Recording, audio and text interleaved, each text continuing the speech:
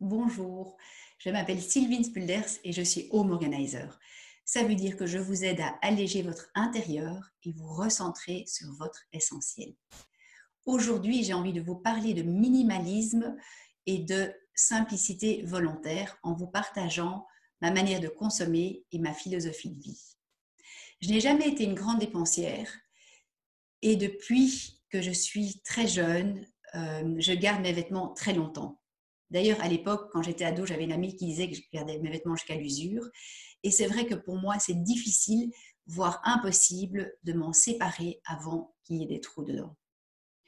Je n'ai jamais vu non plus le but d'acheter des vêtements pour faire comme tout le monde. J'aime bien être habillée simplement et de manière discrète.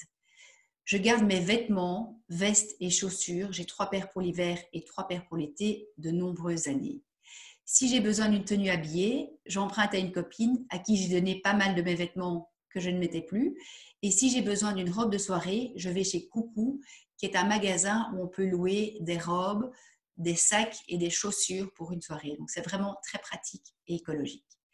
Les seules choses que j'ai achetées avec plus de régularité, c'était les livres. À l'époque, je travaillais au centre-ville et je vous avoue que je pense que c'était plus par frustration. J'allais régulièrement acheter un livre sur le temps de midi que je ne lisais pas très souvent, que j'ai déménagé de nombreuses fois et finalement, je m'en suis séparée sans les avoir jamais vraiment lus lors d'un grand tri.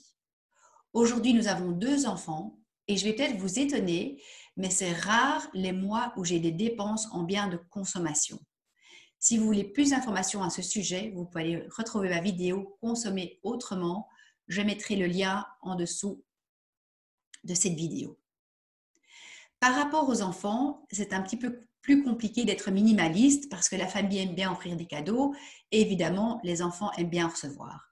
Donc, ce qu'on a fait, c'est que dans la salle de jeu, ils ont chacun une armoire avec leurs jouets et quand il y a trop, on fait un tri avant les fêtes et alors soit ils donnent le jouet, soit ils peuvent les vendre, mais comme ça, il y a la place pour des nouveaux jouets.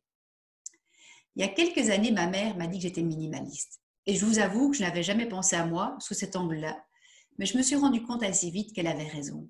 Parce que c'est vrai que dans notre appartement, on est entouré uniquement d'objets dont on a besoin, qu'on trouve beaux et qui nous font plaisir. On dit qu'en général, on utilise 20% de ses affaires 80% du temps. Eh bien, honnêtement, je peux vous dire que chez nous, on utilise 80% de nos affaires. Moi, personnellement, je n'ai pas besoin de beaucoup d'affaires personnelles. Quelques livres et des carnets font l'affaire.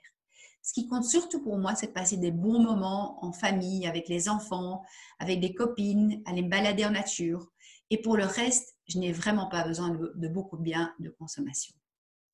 Ce mode de vie de minimalisme, qui consiste à garder uniquement les choses dont on a besoin et qui nous apportent des sentiments positifs, s'inscrit dans l'art de vivre de la simplicité volontaire ou sobriété heureuse dont parle Pierre Rabhi.